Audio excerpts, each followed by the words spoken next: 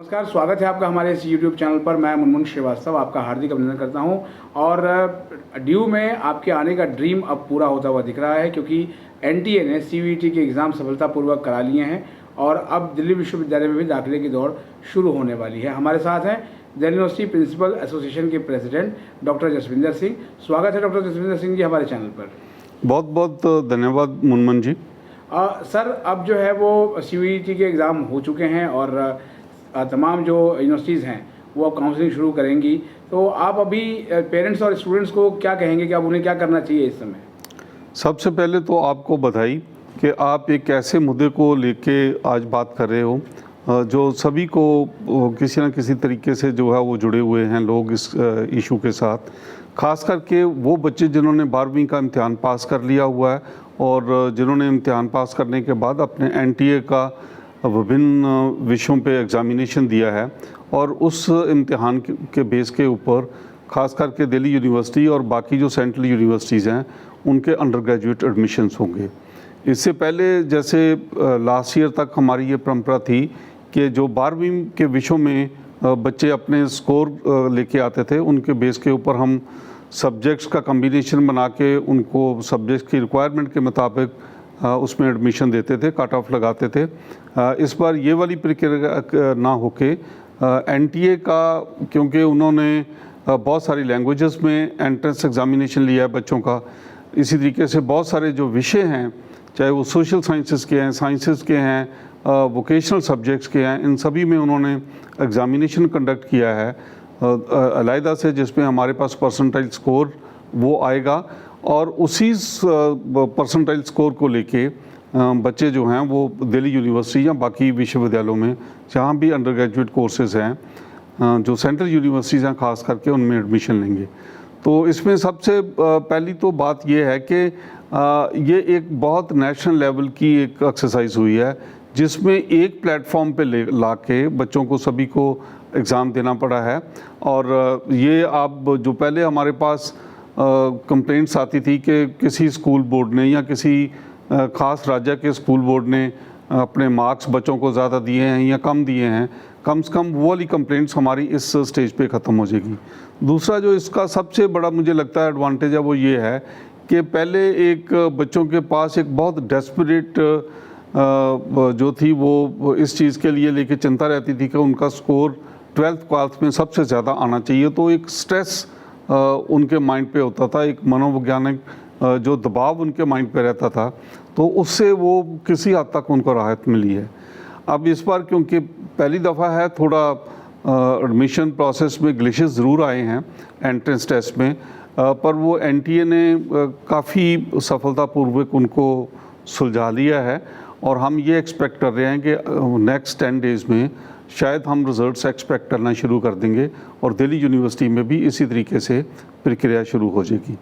जहाँ तक दिल्ली यूनिवर्सिटी का सवाल है, एडमिशन कमेटी की मीटिंग में प्रोफेसर पंकज अरोड़ा जो हमारे डीन हैं स्टूडेंट्स के और प्रोफेसर हनीत गांधी जो डीन एडमिशन्स हैं, उन्होंने पूरी तैयारी की हुई है। पूरी एडमिशन कमेटी इसके लिए तैयार है कि हम किस तरीके से बच्चों को एडमिशन देंगे और इस बार बल्कि इस चीज़ का भी प्रावधान किया गया है कि हम जो है कुछ एक कॉलेजेस के पास जो बच्चे छोड़ के जाते हैं उनकी जो रिक्वायरमेंट्स है उनको कैसे पूरा किया जाए। तो काफ़ी मुझे लगता है कि जो पहले बच्चों को कॉलेज टू कॉलेज जो समस्याएं आती थी वो इसमें काफ़ी सुलझा ली जाएंगी और ये ज़रूर है कि थोड़ा प्रोसेस लेट हुआ है पर वो काफ़ी अच्छा संतुष्टजनक वो रहेगी प्रोसेस। सर, कुछ कोचिंग जो संस्थान हैं वो पेरेंट्स को या स्टूडेंट्स के मोबाइल नंबर पे मैसेज भेजना शुरू कर दिया है उन्होंने कि आपको ऐसा कॉलेज मिलेगा, आपको ऐसे कॉलेज मिलेगा। आप जो है चूँकि प्रिंसिपल एसोसिएशन के प्रेसिडेंट हैं, तो आप इस नाते पेरेंट्स को क्या हिदायत देंगे सर? देखिए मुनमुन जी, आप भी बहुत देर से दिल्ली विश्वविद्यालय में को कवर करते रहे हो। दिल्ली विश्वविद्यालय के कई बार हमारे पास सिलेबस रिवीजन हुई है, नेशनल रैंकिंग भी हम देखते हैं। तो दिल्ली यूनिवर्सिटी के अगर हम पहले 50 कॉलेजेस देखते हैं तो तकरीबन 30-35 दिल्ली यूनिवर्सिटी के कॉलेजेस हैं। सो अगर उस आधार पे देखें तो दिल्ली यूनिवर्सिटी के सभी कॉलेजेस एक जैसे हैं। हाँ, ये ज़रूर होता है कि बच्चों की प्रेफरेंस होती है, कभी एक इंस्टीट्यूशन की किसी की खास लेगेसी है वो उस तरीके से बात करते हैं। ये भी ज़रूर है कि बच्चों की कुछ सब्जेक्ट्स को लेके भी स्पेसिफिक रिक्वायरमेंट्स होती हैं, तो जो फैकल्टी है वो तो तकरीबन सभी जगह की सेम है, और हमारी फंडिंग एजेंसी भी सेम है, चाहे वो यूनिवर्सिटी ग्रांट्स कमीशन है या दिल्ली गवर्नमेंट है या दिल्ली यूनिवर्सिटी खुद कॉलेजेस को मॉनिटर करती है। तो जहाँ तक फैकल्टी का सवाल है, पढ़ाने का सवाल है, वो तो सभी जगह सेम इंफ्रास्ट्रक्चर है, और बल्कि ये एक इंफ्रास्ट्रक्चर को इम्प्रूव करने की दौड़ लगी हुई है दिल्ली यूनिवर्सिटी में कि हमारे क्लासरूम्स, हमारी लेबॉरेटरीज़, हमारी लाइब्रेरीज़, हमारे क्लासरूम का इंफ्रास्ट्रक्चर और जो लाइब्रेरी में बुक्स हैं वो सभी किस्म की हों। तो क्योंकि अब आजकल national institute of ranking framework में हमें अपना डाटा सबमिट करना पड़ता है, national assessment and accreditation council में हमें अपना डाटा पूरा देना पड़ता है। तो आप देखोगे तकरीबन दिल्ली यूनिवर्सिटी के सभी कॉलेजेस नैक में ए ग्रेड लेके आ रहे हैं, और national institute of ranking framework का जो मैंने आपको बताया है कि पहले 50 कॉलेजेस में तकरीबन 30 कॉलेजेस यूनिवर्सिटी ऑफ दिल्ली के हैं। तो इसलिए कोई पेरेंट्स को इस चीज़ की शंका से बिल्कुल मुक्त होना चाहिए।